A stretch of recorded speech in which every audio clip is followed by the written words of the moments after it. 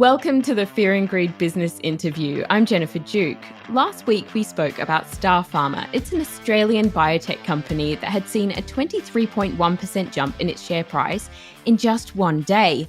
The spike came after some very positive interim clinical trial results for its new cancer treatments. I find this whole space fascinating and wanted to find out more. Dr. Jackie Fairley is the CEO of Star Pharma. Jackie, welcome to Fear and Greed. Thank you very much. Pleased to be here. So this is a really amazing story. Can you talk me through the results that led to the jump in the share price? Of course. So Star Pharma, as you said, is an Australian company based in Melbourne, quite close to Carlton United Breweries in Abbotsford. And we actually use the old Carlton United Brewery laboratories for a fun fact.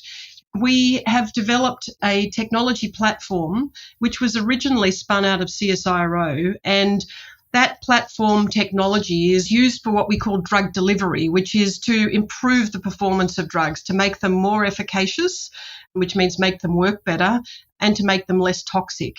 And the results we announced last week were from one of our 3 clinical stage candidates that Star Pharma is developing itself. We also have partnerships with leading companies like Merck and Genentech and AstraZeneca.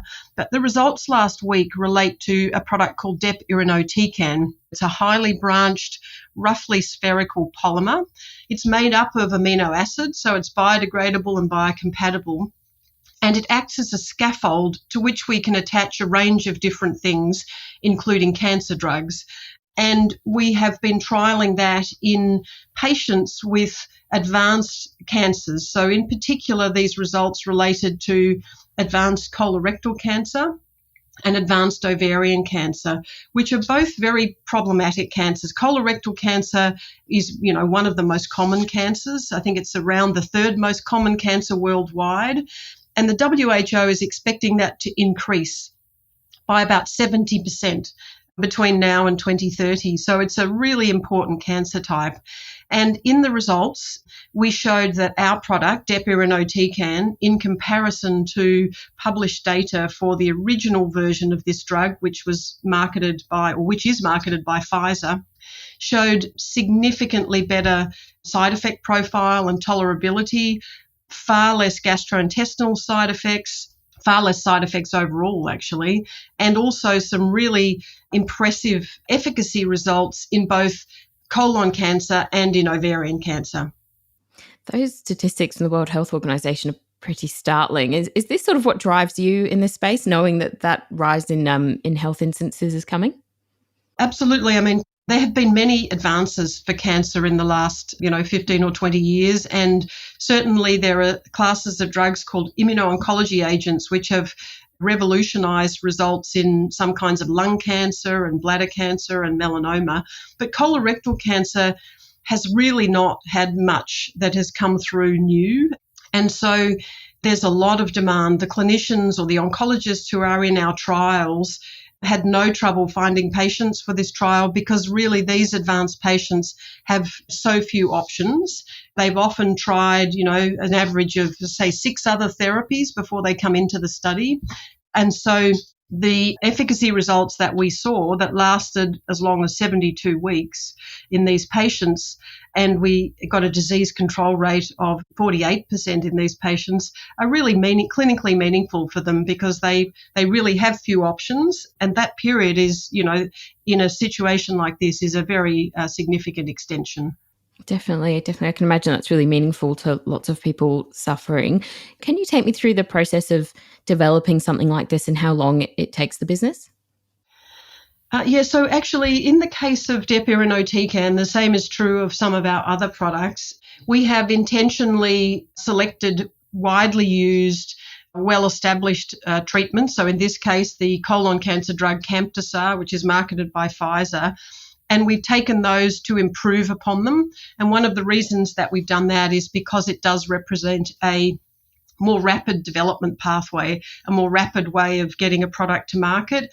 For a completely novel pharmaceutical, you're probably looking at in the order of 12 to 13 years. for development, but for something which is an improved version of an existing product, that can be achieved in a shorter time. So, for instance, some of these disease types that we're looking at, if they potentially represent accelerated development pathways, you could probably develop something in, roughly half that period. Stay with me, Jackie. We'll be back in a minute.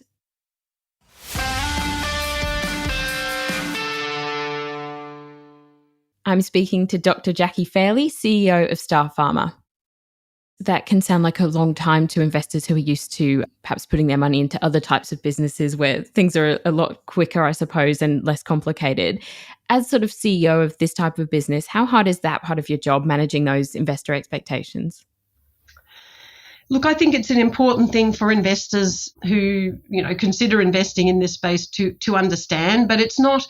There is a lot of value created along the way, and so it's not only getting the product into market, which creates value, because in the case of these products, the results that we've recently released, these are the results which will support us commercializing that product by licensing it to a third party who will take it through into the market. And so, it's very usual to sign commercialization deals which have tens of millions, hundreds of millions of dollars in milestones and royalties associated with a product that obviously those figures apply for the life of the product, but you'll actually be receiving milestones along the way. So you don't need to wait. You're not talking about waiting until the product's in the market. I mean, as we saw last week, I think we ended up 20+% up on the day of this announcement, but at times I think it was even, maybe as high as 30 or more than 30%. So, there are returns along the way for each inflection point, each demonstration of efficacy, reduction of side effects. And we'll have, for instance, the announcement we made last week was about a poster which one of our oncologists will be presenting at an international conference in Boston in October. We have 3 posters being presented there. So as that information is released to the market, they are progressive sort of positive pieces of news flow which do contribute and do generate value. So there's licensing and also, potential for sale of products outright. Definitely. And across all those different markets, there's obviously a lot of other regulators involved. How hard can that be, working across those different regulators, the different standards? Look, it is an important part of pharmaceutical development, but in this technology platform, we've just been talking about depironotecan, which is one of our oncology products, and we have 3 in development, or 3 in clinical development and a number of others earlier. But in addition to that, we actually have a number of marketed products, including an antiviral nasal spray called Viraleze, which is now registered in more than 30 markets, and Vivagel BV, which is a very novel non-antibiotic therapy for a very common vaginal infection called bacterial vaginosis, and that's now registered in more than 50 markets. So Star Pharma has shown that it has the ability to get its products registered and understands the regulatory processes. They're not always linear and not always straightforward, but that is fairly typical in pharmaceutical development. It must be really nice to see the work that you do have such a human impact for people. And you have announced your intention to retire from Star Pharma after 16 years of running the business. What will you miss most about it, and what are you most proud of as your time as CEO? Well, I think it's an incredibly rewarding and exciting industry to work in, because as you say, you really do see, it takes a little while, obviously, to get products into the clinic. But, in the depironotecan study, the feedback that we have received from clinicians and from patients has been extremely positive. So patients who have had the original form of this drug would say they would never go back to it, having had the Dendrimer version or the depironotecan version of it, because the side effects are so nasty, really, really unpleasant and, difficult side effects to cope with, whereas none of our patients experience that side effect. So that's a very rewarding thing to hear as we speak to the clinicians each fortnight about the progress in the study. And in addition to that, the Viralise product, which is an antiviral nasal spray, which means that you can, protect yourself against viral infections, cold viruses and other viruses, including it shows activity in SARS-CoV-2 and influenza and others. It's very rewarding to see those products go into the market. And the Vivagel BV product, which is marketed under a number of brands in Australia, it's Flurstat. In other countries, it's, got a number of other names. But that product is a non-antibiotic product for a recurrent and chronic condition. And it offers women an alternative to antibiotics, which we all know have side effects, and which we all know we should try and curtail the usage of as well, because each time they're used, it presents the opportunity for resistance to be generated. Definitely. Jackie, thank you so much for talking to Fear and Greed. Thank you. And that was Dr. Jackie Fairley, the CEO of Star Pharma. This is the Fear and Greed business interview. Join us every morning for the full episode of Fear and Greed, Australia's best business podcast. I'm Jennifer Duke, economics correspondent at Capital Brief and filling in for Sean Aylmer. Have a great day.